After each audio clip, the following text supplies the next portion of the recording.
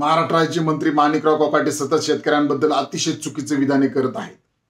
शेतकऱ्यांच्या कर्जमाफीबद्दल सुद्धा अतिशय चुकीचं त्यांनी विधान केलं होतं।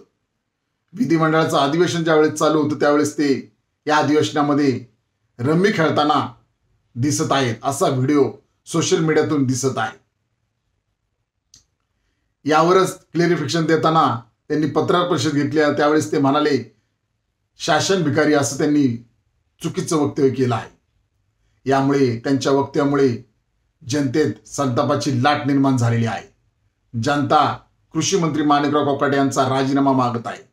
परंतु आता असे समजत आहे की त्यांचे कृषी मंत्रीपद हे बदलून खाते बदलून त्यांना युवक कल्याण देणार असल्याची माहिती समोर येत आहे। मुळात त्यांचा राजीनामा झाला पाहिजे। जर सरकार त्यांचा राजीनामा घेत नसेल तर महायुती सरकारला शेतकऱ्यांचं काहीच देणं घेणं नाही हे स्पष्टपणे दिसून येईल। त्यामुळे त्यांचा राजीनामा झालाच पाहिजे।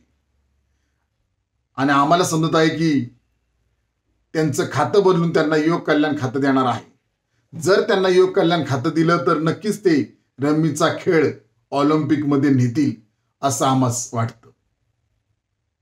त्यामुळे त्यांना तत्काळ पदावरून बरखास्त करण्यात यावं असं आमचं मत आहे। एबीपी माझा, उघडा डोळे बघा नीट।